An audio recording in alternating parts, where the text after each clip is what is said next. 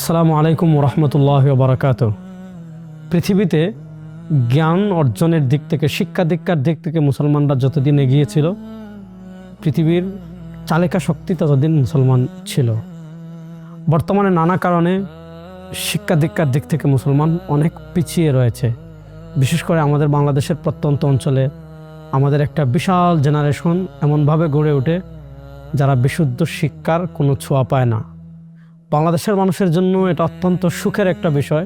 তৃণমূলের মানুষের, বিশেষ করে বাংলাদেশের ইসলামপন্থী মানুষের অত্যন্ত কাছের একান্ত মানুষ এবং বাংলাদেশের অত্যন্ত জনপ্রিয় দায় ডক্টর মিজানুর রহমান আজহারী হাফিজাহুল্লাহ প্রতিষ্ঠিত হাসানা ফাউন্ডেশন বাংলাদেশের সর্বত্র শিক্ষার আলোকে জ্বালিয়ে দেওয়ার জন্য, বাংলাদেশের আগামী প্রজন্মকে শিক্ষা দীক্ষার সাথে পরিচিত করার জন্য যে উদ্যোগ নিয়েছে হাসানা ফাউন্ডেশন, তার ভিতর একটা উদ্যোগ আছে। বাংলাদেশে যে মক্তবগুলো আগে ছিল, আমরা দেখেছি নানা কারণে সেই মক্তবের যে আলো রয়েছে, সেই মক্তব শিক্ষা অনেকটা ম্লান হয়ে গিয়েছে। আগের সেই উৎসব নেই, আগের মক্তবের সেই প্রাণবন্ততা নেই। ডক্টর মিজানুর রহমান আজহারী হাফিজাহুল্লাহর হাসানা ফাউন্ডেশন প্রথমত আমাদের মক্তবকে আবার আগের মতো প্রাণবন্ত করে তোলার উদ্যোগ গ্রহণ করেছে।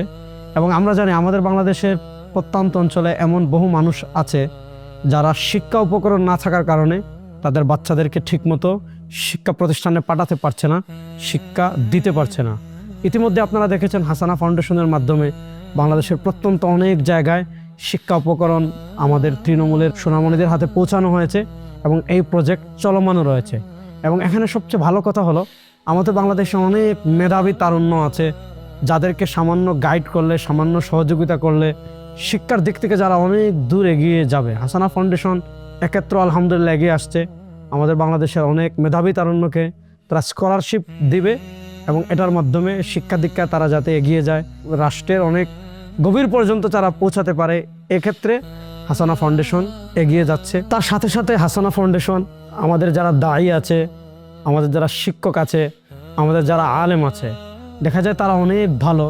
যদি তাদেরকে কিছু প্রশিক্ষণ দিয়ে, তাদেরকে কিছু ট্রেনিং দিয়ে পাঠানো হয়, তাহলে এই লাইনে তারা আরও বেশি কাজ করতে পারবেন। আলহামদুলিল্লাহ হাসানা ফাউন্ডেশনের উদ্যোগে দায়ীদের জন্য, আলেমদের জন্য, মসজিদের ইমামদের জন্য, তাদের স্কিল ডেভেলপের জন্য বিভিন্ন ট্রেনিংয়ের ব্যবস্থা করা হয় এবং এর মাধ্যমে আমরা বাংলাদেশে ভবিষ্যতে আরও অনেক বড় বড় যোগ্য দায়ী আমরা পাবো। আমরা যারা বাংলাদেশের মানুষ আছি, যারা চাই আমাদের আগামী প্রজন্ম শিক্ষার দিকে অনেক দূর এগিয়ে যাক, প্রত্যেকেই আমরা হাসানা ফাউন্ডেশনের সাথে থাকব, দোয়া করব এবং যার যার জায়গা থেকে যতটুকু পারি সহযোগিতা করে হাসানা ফাউন্ডেশনের সাথে থাকবো ইনশাআল্লাহ।